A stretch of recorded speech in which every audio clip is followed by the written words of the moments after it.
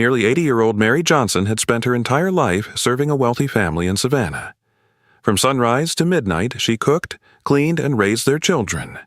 Yet she was repaid with hunger, insults, and cruelty. When she finally tried to leave, they accused her of stealing and dragged her to court, hoping an old black woman would quietly take the blame. But the truth was still alive in that house, waiting for the moment someone brave enough would speak. Before we begin, tell us in the comments, where are you watching from today? And if you believe some heroes are willing to look guilty to save the innocent, this story is for you. Morning in Savannah, Georgia arrived slowly under a pale golden sky. The air carried the warm scent of magnolia and damp earth from the night's light rain. Willow Creek Road curved quietly through one of the wealthiest neighborhoods outside the historic city center, where tall oak trees stretched their heavy branches over manicured lawns, and grand houses stood behind iron gates. Among them rose the Whitmore residence, a large white mansion with tall pillars, polished windows, and gardens trimmed so perfectly they seemed untouched by time. Inside that elegant house, long before the owners woke, Mary Johnson was already working. Mary Johnson was 79 years old. She was a small, slender black woman whose body had been slowly bent by decades of labor. Her deep brown skin carried soft lines and wrinkles that told the story of a long life. Her silver-gray hair was always pulled back into a tight bun at the nape of her neck, and her dark brown eyes, once bright and lively, now held a quiet, patient sadness. Mary moved slowly across the kitchen floor, her thin hands carefully arranging plates for breakfast. She wore a faded blue dress and an old wool cardigan that had been repaired many times. Even in the quiet morning light, there was a gentle dignity in the way she stood. Mary had lived and worked in the Whitmore house for more than 50 years. She had first come here when she was barely 22 years old, young, hopeful, and newly arrived in Savannah after leaving a small rural town in Alabama. Back then, she believed she had found a stable job, a place to work hard and build a life. Instead, the Whitmore house slowly became the only world she'd ever knew. For decades, she cooked their meals, washed their laundry, cleaned their floors, and raised their children. And yet, she had never once been called part of the family. From upstairs, a door slammed open. A sharp voice echoed down the staircase. "Mary, why isn't the coffee ready yet?" The voice belonged to Laura Whitmore. Laura Whitmore was a woman in her mid-50s, tall and elegant with pale skin and carefully styled blonde hair that fell neatly around her shoulders. She had a narrow face, sharp cheekbones, and cold blue eyes that often carried an expression of impatience. Even in the early morning, she wore expensive silk robes and jewelry that caught the light. Laura had grown up in wealth and never experienced a life where people did not serve her. She spoke politely in public, but inside the house her tone was sharp and commanding. Mary hurried slightly toward the stove. "It's almost ready, ma'am," she said softly. Laura walked into the kitchen and looked around with visible irritation. "You're getting slower every year," she muttered. Mary lowered her eyes and said nothing. At that moment, another figure appeared at the doorway. Richard Whitmore, Laura's husband, stood there adjusting the cuffs of his shirt. Richard Whitmore was a tall man in his early 60s with broad shoulders and neatly combed silver hair. His face was clean-shaven and sharply defined, giving him the appearance of a man used to authority. He was the owner of a successful real estate company in Savannah and was widely respected in business circles. But inside his own home, Richard rarely spoke more than necessary. He believed discipline kept order, and Mary Johnson, in his mind, was simply an employee. He picked up a newspaper from the kitchen counter. "Mary," he said calmly, "make sure my breakfast is ready in 5 minutes." "Yes, sir," Mary replied. She poured coffee into a porcelain cup with careful hands. Her fingers trembled slightly, not from fear, from exhaustion. Mary had been awake since 4 that morning. Before sunrise, she had already swept the back porch, washed dishes left from the night before, started the laundry, and watered the small garden behind the house. Now, breakfast still needed to be served. And after that, the floors needed cleaning. As she carried the coffee to the dining table, she suddenly felt a wave of dizziness. For a moment, she had to steady herself against the table. Laura noticed. "Oh, for heaven's sake," she snapped. "Don't start pretending to be sick again." Mary straightened quickly. "I'm fine, ma'am." But she had not eaten since the afternoon before. Sometimes food simply ran out before Mary ever had the chance to take a plate, and sometimes she was told she did not deserve one. Upstairs, footsteps suddenly rushed down the stairs. A small voice called out, "Mary!" The voice was bright and full of energy. A young girl ran into the kitchen. This was Emma Whitmore. Emma Whitmore was 12 years old, slender and lively, with light freckles across her cheeks and long chestnut-brown hair tied loosely in a ponytail. Her green eyes were warm and curious, and unlike the rest of the house, her face carried kindness instead of impatience. Emma had grown up with Mary. In fact, Mary had held Emma in her arms the day she was born. While Laura attended social events and Richard focused on business, it was Mary who fed Emma, bathed her, and told her bedtime stories. To Emma, Mary was not a servant. Mary was family. Emma rushed toward her and hugged her gently around the waist. "Good morning, Mary," she said happily. Mary smiled softly. "Good morning, Miss Emma." Emma leaned closer and whispered quietly. "Did you eat yet?" Mary hesitated. "Not yet." Emma glanced toward the dining room where her parents were sitting. Then she reached into the pocket of her school sweater. She pulled out a small wrapped piece of bread and a sliced apple. "Here," she whispered. "I saved it from yesterday." Mary looked at the food for a moment. Her eyes grew slightly wet. "You shouldn't do that," Mary said gently. Emma shook her head stubbornly. "You always say sharing is the right thing to do." Mary smiled faintly. Emma was the only warm light in the house, the only person who ever asked how Mary felt. Mary quietly slipped the bread into her apron pocket. "Thank you," she whispered. From the dining room, Laura's voice suddenly rang out again. "Emma! Stop bothering her and come eat!" Emma rolled her eyes slightly. "Coming?" Before leaving, she looked back at Mary. "You should sit down later," she said softly. Mary nodded, but they both knew that later would never come. Emma walked into the dining room. Mary followed with the breakfast tray. As she placed plates in front of Richard and Laura, her hand accidentally bumped the edge of a glass. The glass tipped. Water spilled across the table. Laura's chair scraped loudly against the floor as she stood up. "For goodness sake, Mary!" Her voice cut sharply through the room. "Can you do anything right anymore?" Mary quickly grabbed a towel. "I'm sorry, ma'am." Laura shook her head in disgust. "At your age, maybe you should stop pretending you can work." Richard did not look up from his newspaper. He simply turned the page. Emma watched the scene silently. Her young face tightened. She did not understand why the person who had loved her the most in the world was treated this way. Mary cleaned the table quietly, her back slightly bent. Her movements slow but careful. The morning sun outside had fully risen now, shining through the tall dining room windows. The Whitmore house looked peaceful and beautiful from the outside, but inside its walls, Mary Johnson continued to work, just as she had every day, for more than half a century.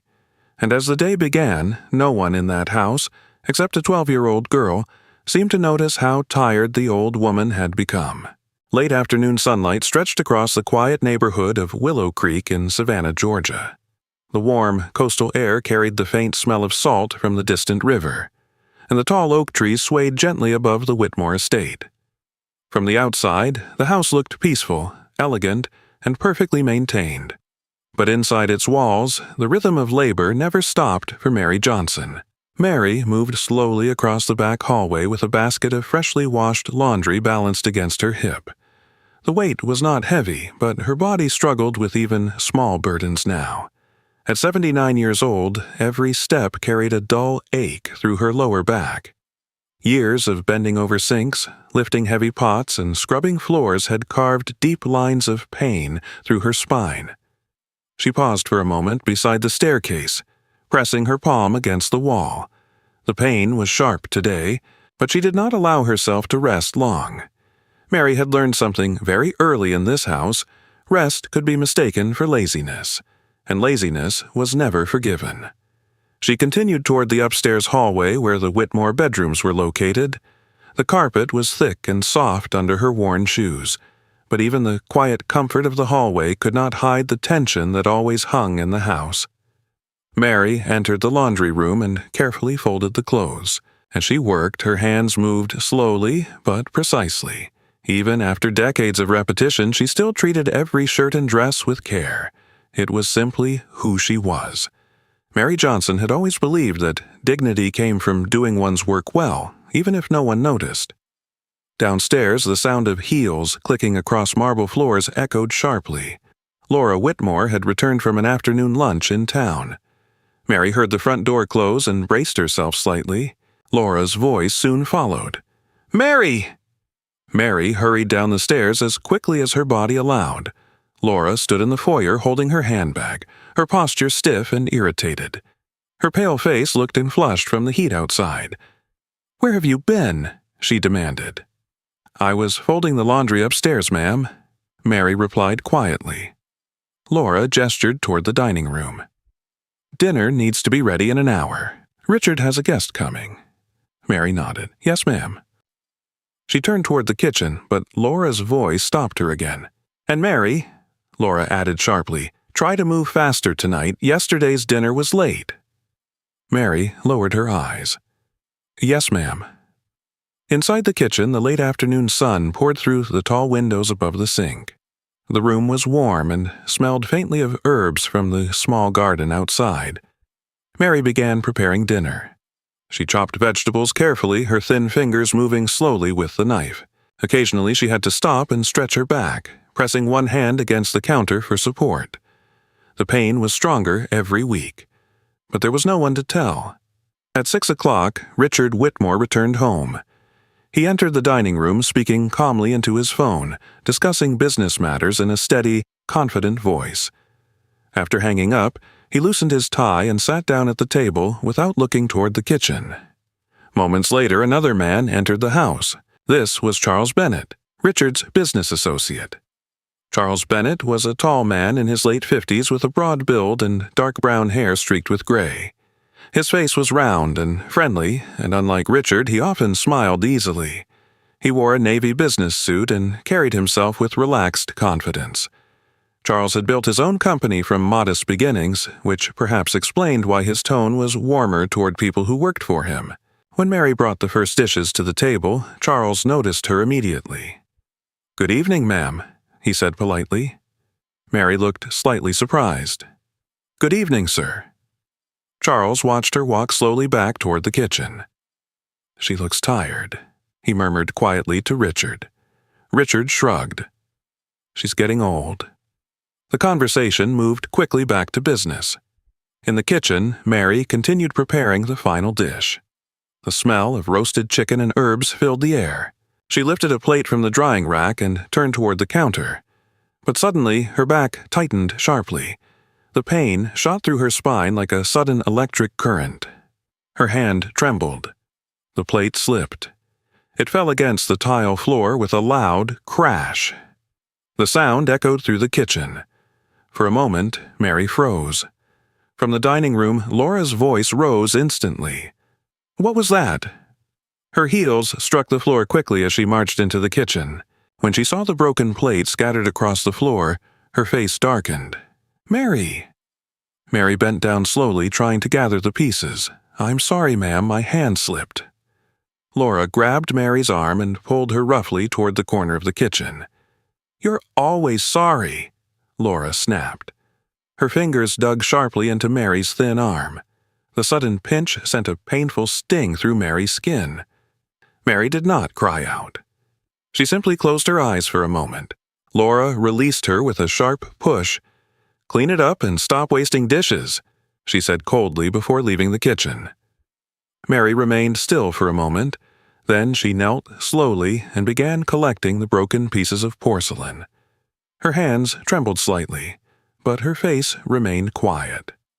Upstairs, Emma Whitmore sat cross-legged on her bed with a small notebook in her lap. The notebook had a soft blue cover and a tiny silver lock. It was Emma's diary. Emma held a pencil in her hand and listened carefully. Even from upstairs she had heard the plate break. And she had heard her mother's voice. Emma's small brow furrowed. She opened the diary and began to write slowly. Mary works harder than anyone in this house. She is kind to everyone. I think she is the best person here. Emma paused and looked toward the window. The evening sky outside was turning orange and pink over the Savannah rooftops. Sometimes Emma wondered why the adults in the house treated Mary so differently. To Emma, kindness seemed simple, but inside the Whitmore house, kindness was strangely rare. Outside near the garden, another man worked quietly trimming hedges. This was Daniel Brooks, the Whitmore family's gardener. Daniel Brooks was a tall black man in his early 40s with a lean, athletic build and dark brown skin weathered slightly from years of outdoor work. His hair was cut short, and his eyes carried a steady, thoughtful expression. Daniel had grown up in Savannah and had worked many different jobs before finding steady employment maintaining wealthy homes. Daniel was known for being quiet, but he noticed everything. As he worked near the kitchen window, he heard the sound of the plate breaking earlier. He also heard Laura's angry voice. Daniel paused for a moment. Through the window he could see Mary slowly sweeping broken porcelain into a dustpan. Her shoulders looked smaller than usual. Daniel's jaw tightened slightly. He had seen many moments like this before. Moments when Mary was blamed for things that could happen to anyone. Moments when the old woman carried burdens no one deserved. For a brief moment, Daniel considered walking inside, but the thought quickly faded. Jobs like this were hard to find, and people who spoke too loudly about injustice often found themselves unemployed. Daniel returned to trimming the hedges. Inside the kitchen, Mary finished cleaning the floor. She washed her hands slowly and returned to preparing dinner as if nothing had happened. Because in this house, nothing had happened. And that silence had lasted for decades. Mary Johnson had lived a lifetime inside these walls, a lifetime of quiet endurance. And as the evening darkness slowly settled over Willow Creek, the old woman continued her work without complaint, carrying her pain the same way she had carried every burden before it. In silence, morning arrived slowly over Willow Creek, and the Whitmore estate stood quiet beneath a pale gray sky. A thin mist drifted across the gardens, clinging to the trimmed hedges and white pillars of the mansion. The air carried the soft chill of early autumn in Savannah, a season when the city felt calm and reflective. Inside the Whitmore house, however, the calm never lasted long. Mary Johnson had been awake since before sunrise again. The kitchen lights glowed warmly while she prepared breakfast. Her movements were slower than they had once been, but every action remained careful and deliberate. She wiped the counters, boiled eggs, and set bread into the toaster while the kettle hummed quietly beside the stove. Her back hurt more today. The pain had begun as a dull pressure months ago, but now it had become something sharper, something that forced her to pause often and lean against the counter for balance. Even lifting a kettle sometimes sent a ripple of discomfort through her spine. Still, Mary continued working. For over 50 years, work had been the rhythm of her life. She carried the breakfast tray into the dining room where Richard Whitmore already sat reading his newspaper. His posture was rigid as always, his expression serious behind the thin rectangular glasses he wore for reading. Laura Whitmore entered moments later. She looked unusually distracted. Laura was dressed in a cream-colored blouse and tailored skirt, her hair styled neatly as if she were preparing to leave the house soon. But instead of sitting down, she walked straight past the dining table and up the staircase without saying a word. Mary noticed the tension in her movements, but said nothing. 5 minutes later, a loud voice shattered the quiet morning. "Richard!" Laura's voice echoed sharply from upstairs. There was a pause, then again, louder. "Richard, come here immediately." Richard folded his newspaper slowly and rose from his chair. "What is it?" he asked as he walked toward the staircase.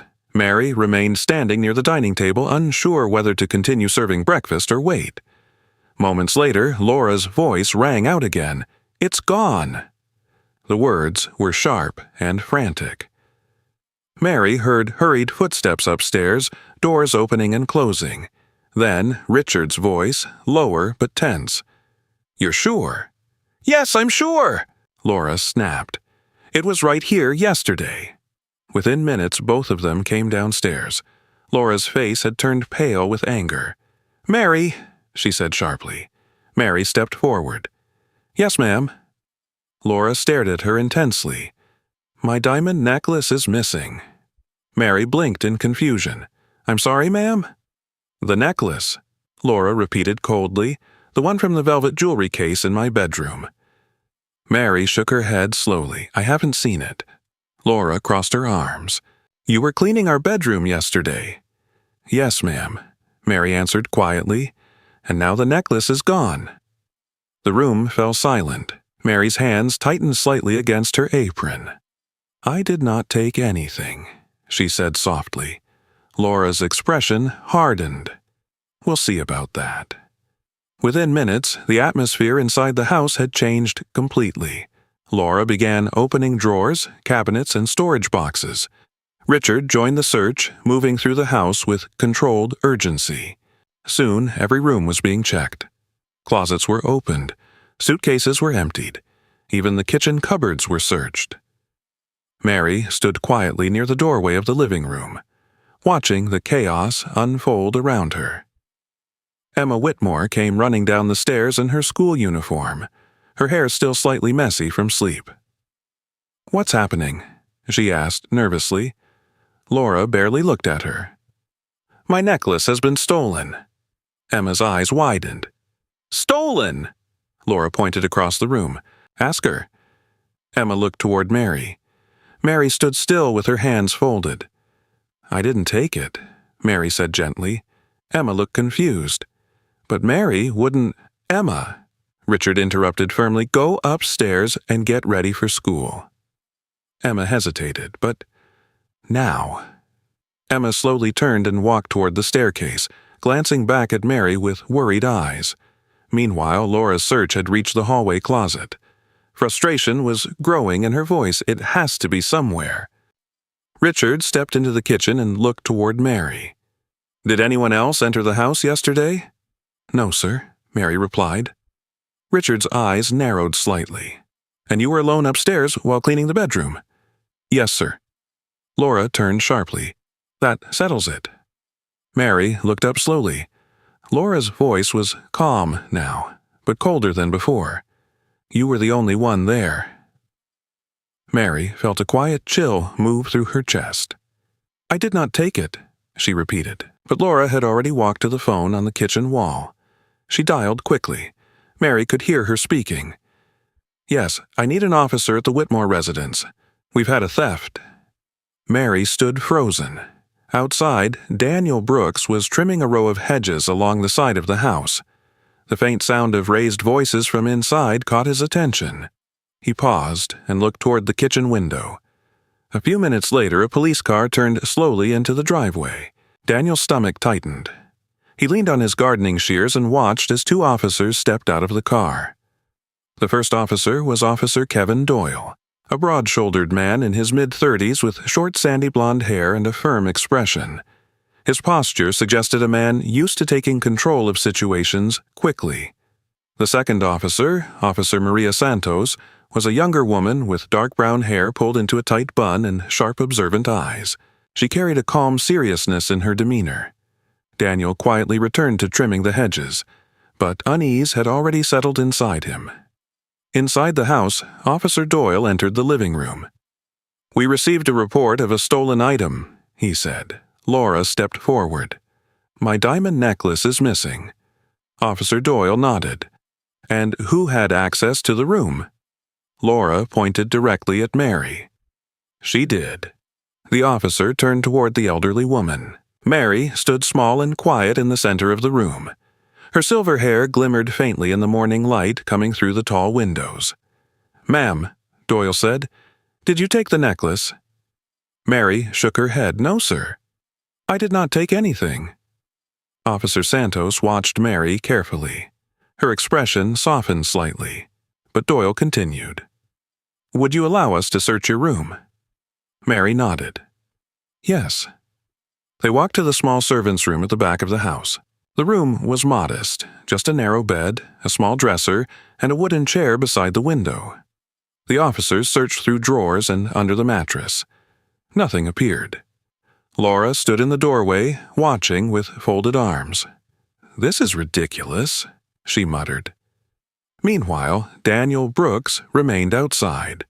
He stared toward the side wall of the house where several small security cameras were mounted beneath the roofline. The Whitmore property had installed those cameras years ago.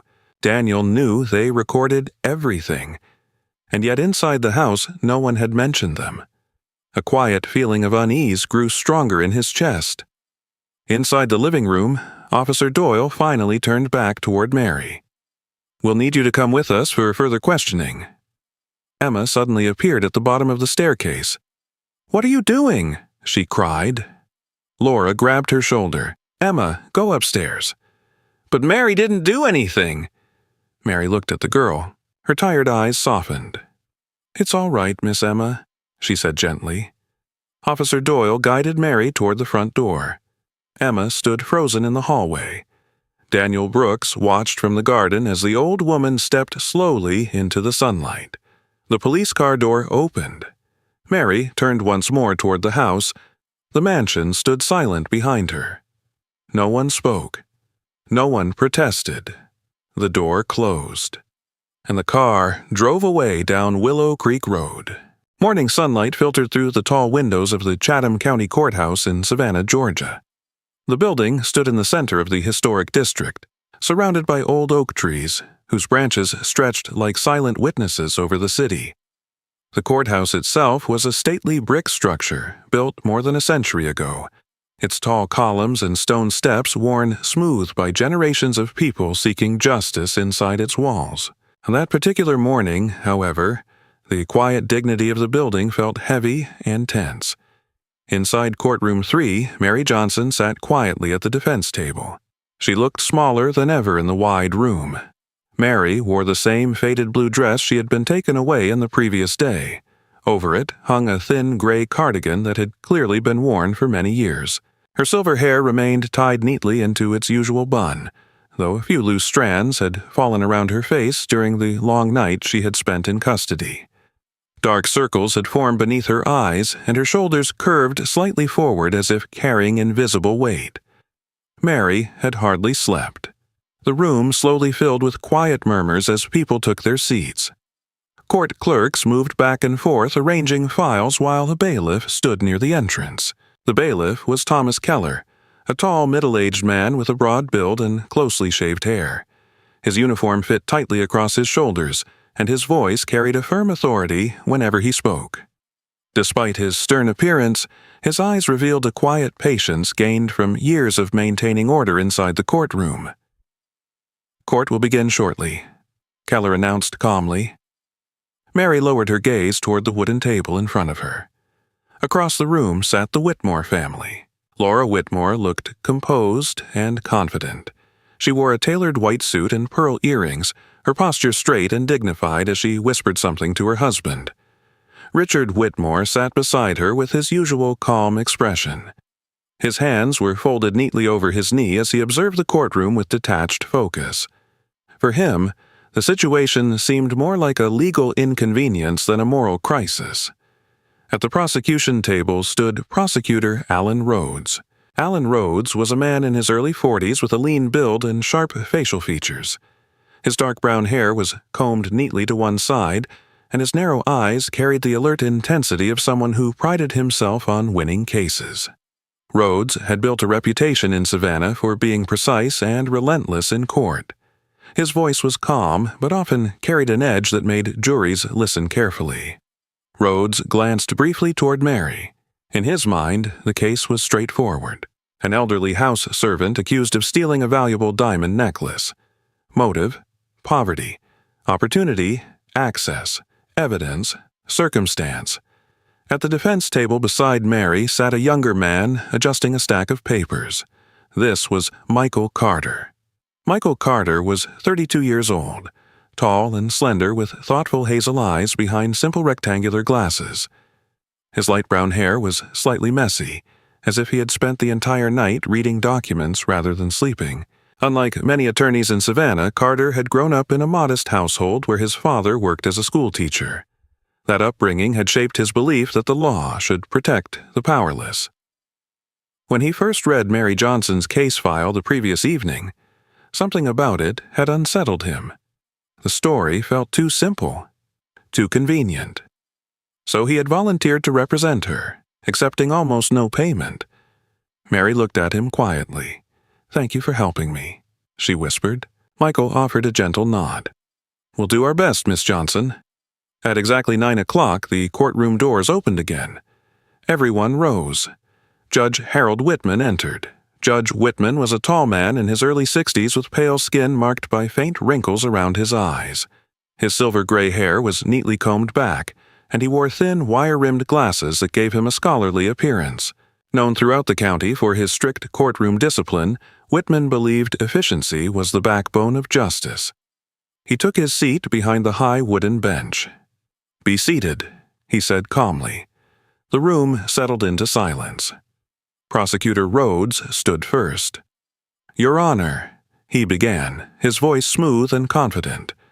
"This case concerns the theft of a valuable diamond necklace belonging to Mrs. Laura Whitmore." He paced slowly before the jury box. The defendant, Mary Johnson, had direct access to the Whitmore residence, and specifically to the bedroom where the necklace was stored. Rhodes paused. The necklace disappeared on the very day Miss Johnson was cleaning that room. He turned slightly toward the jury. "Ladies and gentlemen, the evidence may appear simple, but sometimes the truth is simple." Mary's fingers tightened quietly in her lap. Rhodes continued. "The defendant has spent decades working in that home, but long service does not erase temptation. Faced with financial hardship, she had a clear motive to steal an item she could later sell." Michael Carter rose from his chair. "Objection, Your Honor," he said calmly. "Speculation regarding motive." Judge Whitman waved his hand dismissively. "Noted. Continue." Rhodes nodded slightly. "Thank you, Your Honor." He finished his opening statement and returned to his seat. Judge Whitman then turned toward the defense table. "Miss Johnson," he said firmly, "this is a serious charge. If you admit responsibility now, the court may consider a lighter sentence." Mary slowly lifted her head. Her voice trembled. "I did not steal anything." Whitman sighed quietly. "You should understand that trials can be lengthy and difficult. Sometimes accepting responsibility is the wiser path." Mary shook her head again. Tears filled her eyes. "I did not steal. I never would." Her voice cracked as the words left her lips. For a moment, the courtroom grew still. Michael Carter placed a reassuring hand gently on the table. "We maintain our client's innocence," he said firmly. Judge Whitman leaned back in his chair. "Very well." Meanwhile, across town at the Whitmore mansion, Emma Whitmore sat at the breakfast table. Her cereal bowl remained untouched. Emma stared quietly at her mother. "Mom," she said slowly, "are you sure Mary took it?" Laura Whitmore looked annoyed. "We already talked about this, but Mary wouldn't steal." Laura placed her coffee cup down with a sharp click. "You're too young to understand how people can change." Emma frowned. "She raised me." Laura's voice hardened. "Emma, the necklace is missing. She was the only one in the room." Emma remained silent, but doubt had already begun to grow inside her mind. Back in the courtroom, the morning session continued. Witnesses spoke, statements were read.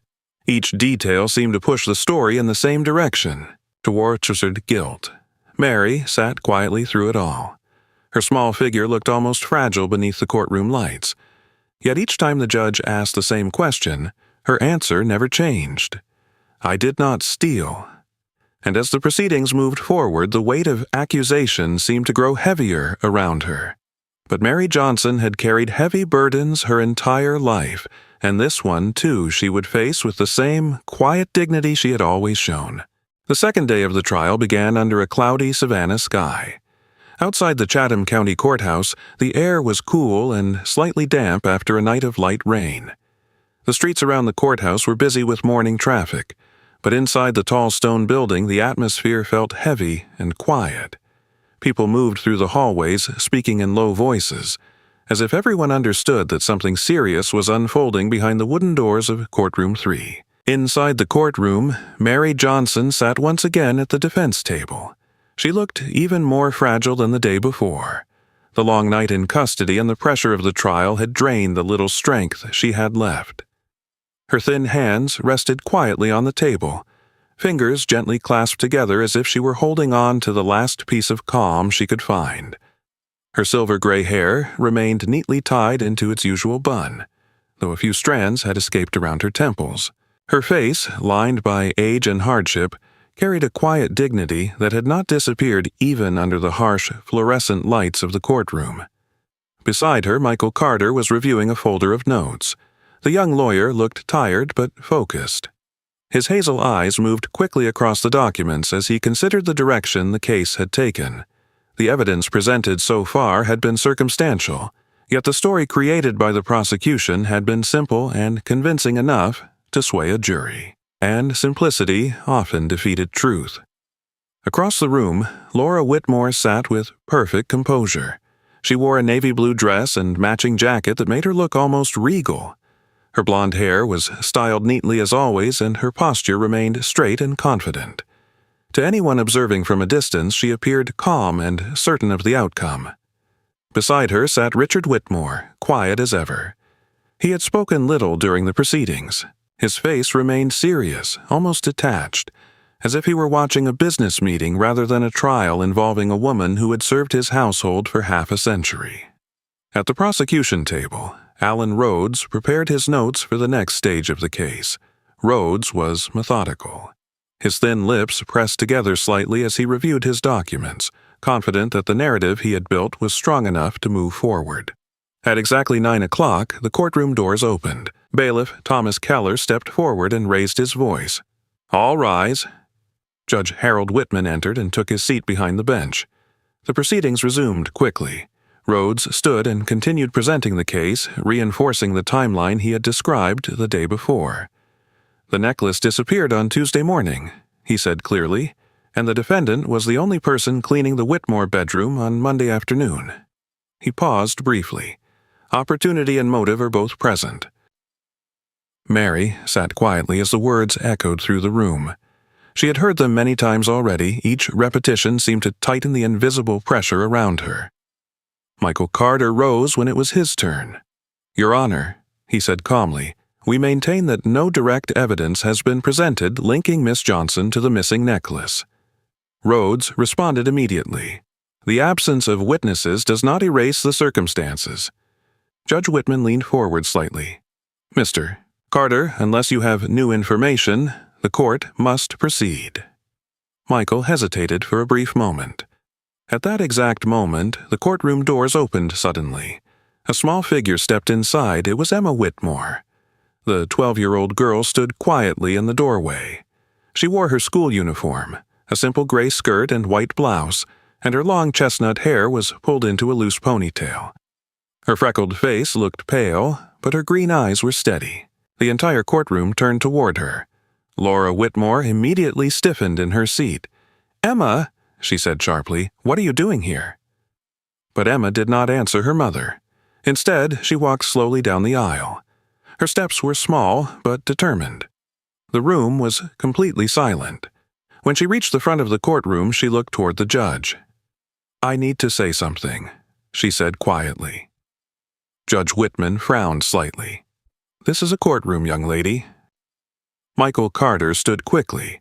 "Your Honor," he said respectfully, "if the child has information relevant to the case, the defense requests permission to hear her statement." Whitman studied Emma for a moment. Her expression was not frightened. It was serious. "Very well," he said finally, "proceed." Emma turned slightly toward the courtroom. Her voice remained calm. "I saw my mom put the necklace in Mary's room." For a moment, no one moved. The silence that followed felt almost unreal. Laura Whitmore's face went completely pale. "Emma!" she snapped, but the girl continued speaking. "It was Tuesday morning before school," Emma said. "Mom went into Mary's room and put the necklace in her drawer." Her small voice echoed clearly through the room. "She said Mary needed to learn a lesson." Laura rose from her chair abruptly. "That's ridiculous." But Emma did not look at her. Instead, she turned toward Mary.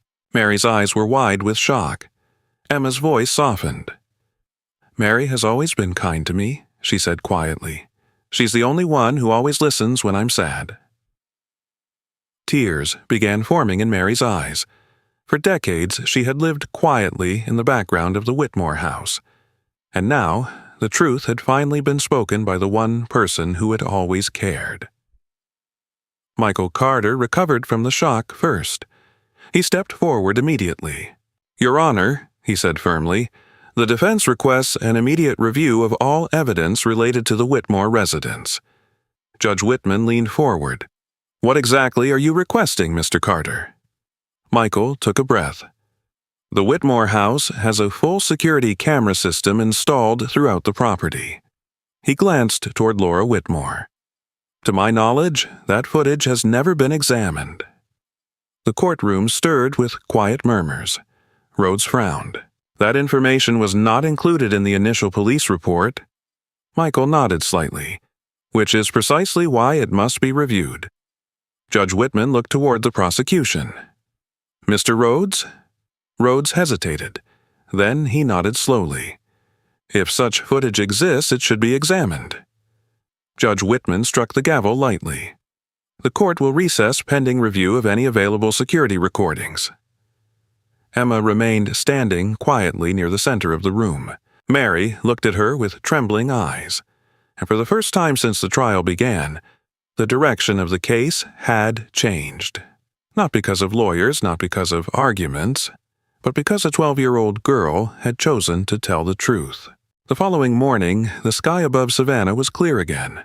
Sunlight fell across the historic square surrounding the Chatham County Courthouse, lighting the old brick walls and tall white columns. Reporters and curious townspeople gathered quietly on the courthouse steps. Word about the previous day's shocking testimony had spread quickly through the city. A wealthy family, a lifelong servant, and a child revealing the truth. It was the kind of story that traveled fast in a place like Savannah. Inside the courthouse, the atmosphere felt very different from the previous sessions. The courtroom that had once seemed calm and routine now carried a tense energy. People spoke in whispers, and even the clerks appeared more cautious as they organized files and documents. Mary Johnson sat once again at the defense table. But something about her posture had changed. She still looked tired, and the deep lines on her face remained, but her shoulders were not as bent as before. Her hands rested calmly on the table, fingers lightly touching the edge of the wooden surface.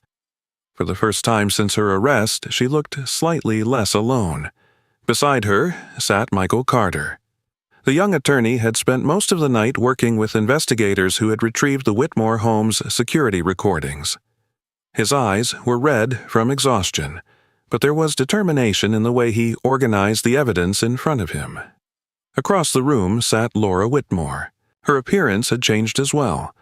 She wore the same elegant style of clothing, a dark green jacket and matching skirt, but her posture was no longer as confident as before. Her shoulders were tense, and her hands remained tightly folded in her lap. Beside her sat Richard Whitmore. The once composed businessman looked unusually rigid today. His expression remained controlled, but the slight tightening of his jaw revealed the strain beneath the surface. At the prosecution table, Alan Rhodes reviewed a new set of documents.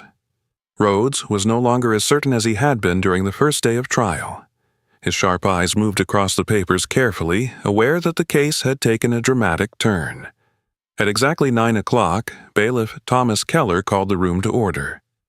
"All rise." Judge Harold Whitman entered the courtroom once again. His steps were slower than before. When he sat down behind the bench, he studied the room quietly before speaking. "We will continue the proceedings," he said calmly. The court has received new evidence that must be examined. Michael Carter stood immediately. Your Honor, the defense requests permission to present the security footage obtained from the Whitmore residence. Whitman nodded. Proceed. A small television monitor had been placed on a table near the jury box. Standing beside it was a technician named Samuel Reed, a quiet man in his early 50s who worked for the courthouse technology department. Samuel Reed was short and slightly overweight, with thinning brown hair and kind, patient eyes behind thick glasses. His job rarely brought him into the center of dramatic courtroom moments, but today he had been tasked with operating the playback equipment. He inserted a flash drive into the system. The screen flickered to life. The footage displayed a timestamp from 2 days earlier. The camera angle showed the hallway outside the Whitmore bedroom. For a few seconds, nothing happened. Then the image changed. Laura Whitmore appeared on the screen. The courtroom fell silent. On the video, Laura walked down the hallway quickly. She carried a small object in her hand.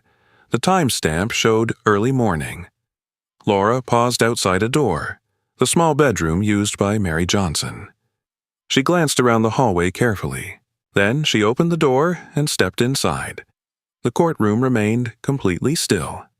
A few moments later, she exited the room again. Her hands were empty. The video ended. No one spoke. Laura Whitmore's face had turned pale. Michael Carter stepped forward. Your Honor, he said calmly, the footage clearly shows Mrs. Whitmore entering Miss Johnson's room shortly before the necklace was reported missing. Alan Rhodes stood slowly. His expression had changed completely. This evidence was not previously provided to the prosecution, he said quietly. Judge Whitman leaned forward. Mrs. Whitmore, he said, would you care to explain why you were placing an item inside Miss Johnson's room? Laura's voice trembled slightly. I was simply looking for something. Michael Carter spoke again. Then perhaps the court should consider the full timeline. He held up a document. After placing the necklace in Miss Johnson's room, Mrs. Whitmore later reported the item as stolen. The room filled with quiet murmurs. Judge Whitman's face tightened. Meanwhile, another figure stepped forward from the back row of the courtroom. It was Daniel Brooks. Daniel had arrived earlier that morning after receiving a call from investigators requesting his presence. He walked slowly toward the witness stand. Daniel Brooks was still dressed in his work clothes, a simple gray shirt and dark work pants. His tall frame and steady posture gave him a quiet strength, though his eyes revealed nervousness. He raised his hand and swore to tell the truth. Michael Carter approached him gently. Mr. Brooks, how long have you worked at the Whitmore residence? About 7 years, Daniel replied. And during that time, have you observed how Mary Johnson was treated? Daniel hesitated briefly. Then he nodded. Yes. His voice was calm but firm. She worked every day, from early morning until night. He glanced briefly toward Mary. She was often tired. Sometimes she wasn't allowed to eat until everyone else was finished. Laura Whitmore shifted uncomfortably in her seat. Daniel continued. And sometimes Mrs. Whitmore blamed her for things that weren't her fault. Michael Carter nodded. Thank you, Mr. Brooks. The testimony hung in the air like a quiet confirmation of everything Mary had endured. Judge Whitman sat back in his chair. For a moment, he said nothing. Then he removed his glasses slowly. This court must acknowledge that significant errors were made during the early handling of this case. His voice carried a rare heaviness. Miss Johnson was pressured to admit guilt before all evidence had been properly reviewed. Mary looked up slowly. Whitman continued. In light of the security footage and new testimony, it is clear that the accusations against Miss Johnson were false. He paused. The court therefore dismisses all charges against Mary Johnson. The room erupted into quiet murmurs, but the judge was not finished. Furthermore, Whitman added, the court will initiate criminal proceedings against Richard and Laura Whitmore for filing a false report and attempting to obstruct justice. Laura Whitmore sat frozen in her chair. Richard Whitmore's face had turned pale. Meanwhile, outside the courthouse, word of the decision spread quickly through Savannah. People began discussing the case in cafes, offices, and neighborhoods. Many were shocked that such an injustice had nearly destroyed the life of an elderly woman who had served one family for decades. Back inside the courtroom, Mary Johnson sat quietly. For a long moment, she did not move. The weight she had carried for days, and perhaps for years, seemed to slowly lift from her shoulders. Beside her, Michael Carter allowed himself a small smile. The truth had finally been seen, and this time it had been captured by the one witness that could not lie: the cameras. Spring arrived gently in Savannah, Georgia. The winter rains had faded, and warm sunlight now filtered through the long branches of the oak trees that lined the streets near Chatham Square. The air carried the sweet scent of blooming jasmine and magnolia, and birds moved easily between the rooftops and gardens of the quiet neighborhood.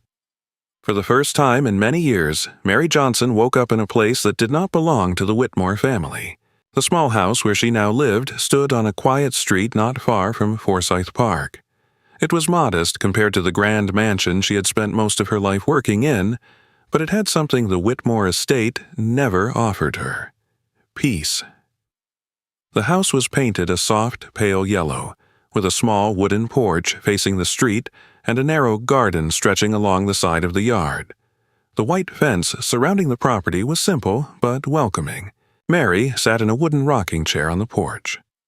The chair creaked softly as it moved back and forth under the warm afternoon sun. Her thin hands rested gently on the armrests, and for once there were no tasks waiting for her, no voices calling her name from inside the house. Her silver hair, now loosely tied back instead of tightly pinned, moved slightly in the breeze. For decades, Mary had woken each morning to work. Now she woke simply to live. Only a few weeks had passed since the courtroom decision that changed everything. After reviewing the security footage and witness testimony, the court officially declared Mary Johnson innocent. The judge had ordered the Whitmore family to pay compensation for decades of withheld wages and the damage done to her reputation. For the first time in 50 years, Mary had received something close to justice. She had also left the Whitmore house forever. That moment had been quieter than anyone expected. When Mary packed her few belongings into a small suitcase and walked out of the mansion gates, the house behind her had stood silent. No one from the Whitmore family tried to stop her, and for Mary, that silence felt like the closing of a long and painful chapter. It was Michael Carter who helped her begin the next one. Michael had spent several days searching for a safe and comfortable place for Mary to live. Eventually, he found this small home near the park, owned by an elderly woman who had recently moved to live with her daughter.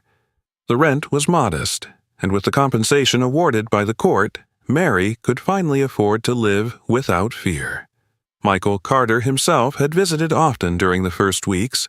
He stood now near the garden gate, adjusting the sleeves of his light blue shirt. Unlike the courtroom where he had appeared tense and focused, here he looked relaxed. His hazel eyes carried a quiet satisfaction each time he saw Mary sitting peacefully on the porch. "You look comfortable here," he said with a warm smile. Mary nodded slowly. "It's quiet," she replied.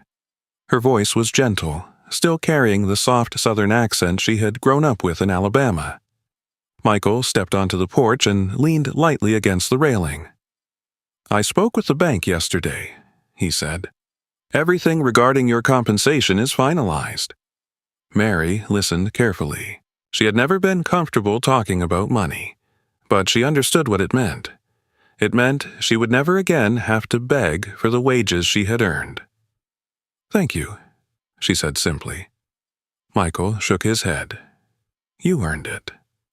Mary looked out across the small garden. For the first time in decades, she had time to notice simple things: the sunlight moving slowly across the grass, the distant sound of children playing near the park, the quiet rhythm of a peaceful afternoon. A small rustling sound came from the garden path. A tall man walked through the gate carrying a pair of gardening gloves. It was Daniel Brooks.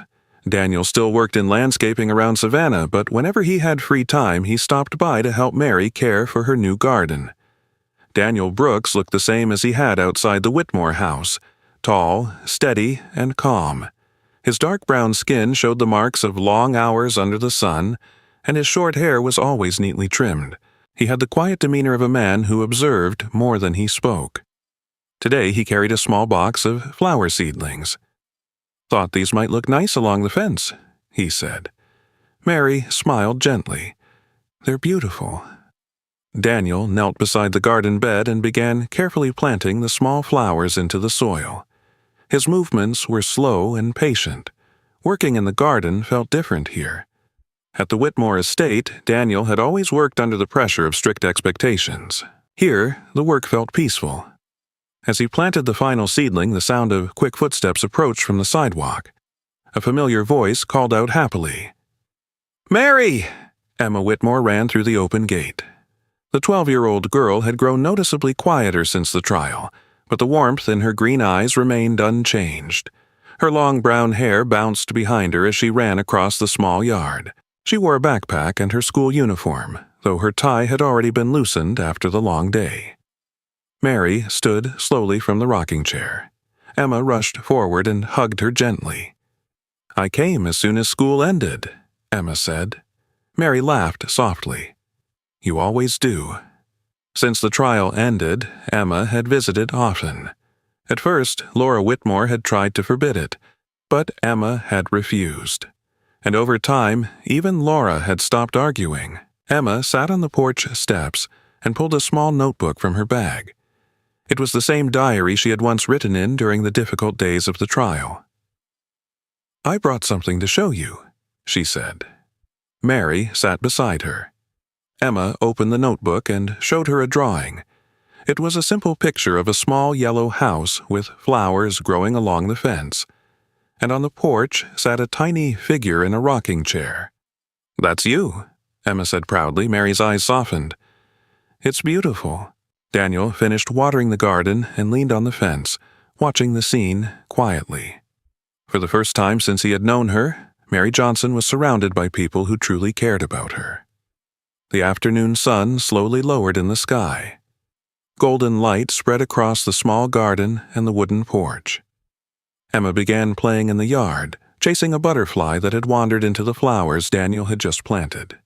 Mary watched her from the rocking chair. The gentle creaking of the chair mixed with the soft sounds of spring. For a long time she said nothing. Then she looked toward Michael and Daniel standing nearby. Her voice was quiet, but clear. "For the first time in my life..." She paused slightly, letting the warm breeze pass through the garden. "I feel free." The sun continued to sink behind the trees. Golden light washed over the small house, the flowers, and the peaceful yard, and in that quiet moment, Mary Johnson finally experienced something she had waited nearly 80 years to feel: a life at peace. Every story like this leaves us with a question about our own lives. Mary Johnson spent more than 50 years serving a family that never truly saw her as a human being. She worked quietly, endured humiliation, hunger, and loneliness, and still chose kindness over bitterness. In the end, the truth did not come from power, wealth, or authority. It came from courage, a child who simply refused to stay silent. The lesson is simple but powerful. In everyday life, we often meet people who are older, poorer, quieter, or weaker than us. A cleaner, a worker, a neighbor, a stranger in the street. The way we treat them says far more about our character than any success or wealth we may have. Respect, compassion, and fairness are not complicated values, but they require courage to practice, especially when others around us choose cruelty or indifference. Racism, pride, and arrogance can quietly grow inside societies when people stop speaking up. History has shown us again and again that injustice continues not only because of those who do wrong, but also because of those who remain silent when they see it. But this story also reminds us of hope. One honest voice can change everything. One act of courage can expose years of injustice. One child who believes in kindness can remind an entire courtroom what humanity looks like. So, in our daily lives, let us choose to be that voice. Let us treat people with dignity regardless of their background, their job, or the color of their skin. And when we see injustice, may we never be too afraid to stand for what is right. If this story touched your heart, share it with someone who needs to hear it. Stories like this remind us that kindness and truth still matter in this world. Tell us in the comments where you are watching from and what lesson you learned from Mary Johnson's story. And if you believe that courage, compassion, and justice still have a place in our world, please support this channel by liking this video and subscribing for more stories that inspire reflection and hope. May God bless everyone watching today. May your homes be filled with peace, your hearts with kindness, and your lives with the courage to stand for what is right. If you believe that truth and compassion will always overcome injustice, write Amen in the comments.